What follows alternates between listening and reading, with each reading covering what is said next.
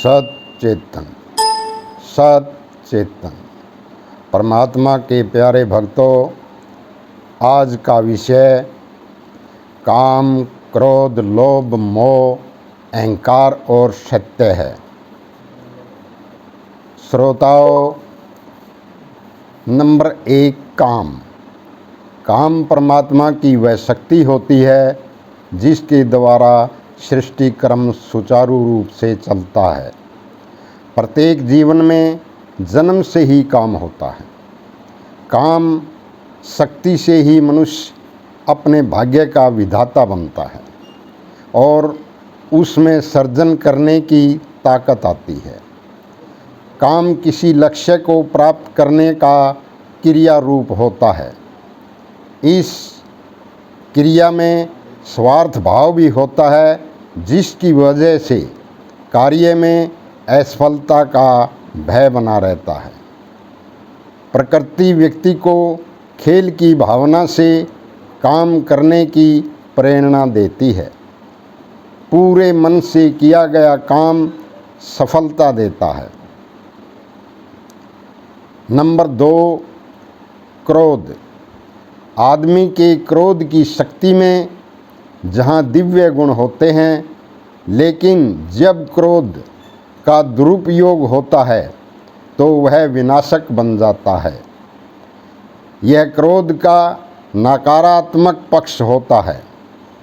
क्रोध की अग्नि में जलकर सब भस्म हो जाता है।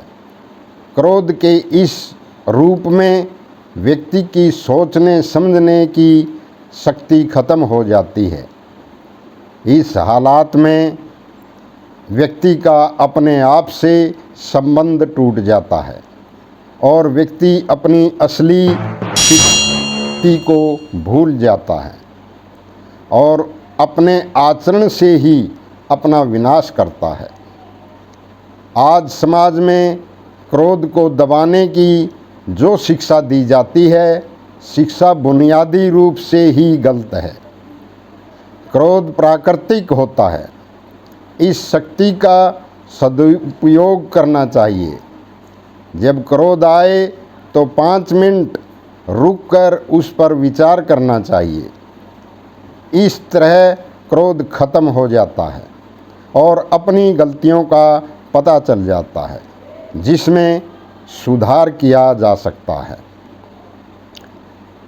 भक्तों, नंबर 3 लोभ। व्यक्ति की सभी क्रियाओं का प्रभाव समाज पर भी पड़ता है। इसलिए यह कड़वा सच है कि अकेला हित किसी का नहीं हो सकता। यदि हम किसी को धोखा देते हैं या किसी से बेईमानी करते हैं तो दूसरा व्यक्ति हमें भी धोखा दे जाता है। परिणाम शून्य होता है। हालांकि मानसिक परेशानी और हो जाती है।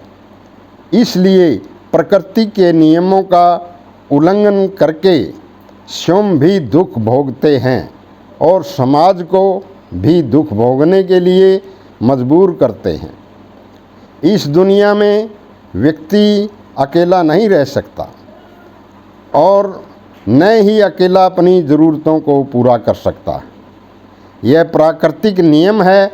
इसे हर जीव को समझना चाहिए और लोभ इतनी हद तक भी नहीं करना चाहिए कि उसका असर दूसरे व्यक्ति के जीवन पर पड़े। नंबर 4 मोह। मोह एक मानसिक संरचना होती है। जिस कार्य को करने में व्यक्ति का मोह होता है, उस कार्य को वह बड़े ध्यान से करता है। कार्य हमेशा सही होगा और उसके अच्छे बुरे पक्ष का पता चलता रहता है। इससे व्यक्ति को निर्णय लेने में आसानी होती है।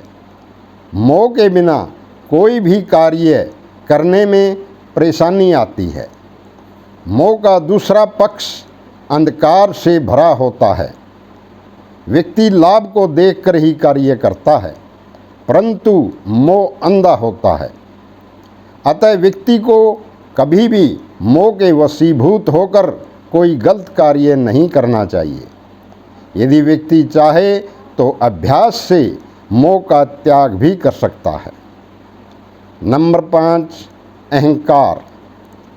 अहंकार के कारण जो हमारे रिश्ते नाते हैं, हम उनके बारे में सोचते हैं कि इन्हें कुछ पता नहीं है, और ऐसा ही वे दूसरे के बारे में सोचते हैं कि इन्हें भी किसी बात का पता नहीं है। रिश्तों में सिवाय झगड़ों के और कुछ होता ही नहीं। हर छोटी छोटी बात पर झगड़ा हो जाता है। व्यर्थ की बातों से बातें निकल आती हैं। तो तुम इस भ्रम में मत रहना कि अपनी पत्नी को कहोगे मुझे बड़ा आनंद मिल रहा है और वो मान लेगी। वह दुनिया में किसी के भी चरण छू सकती है।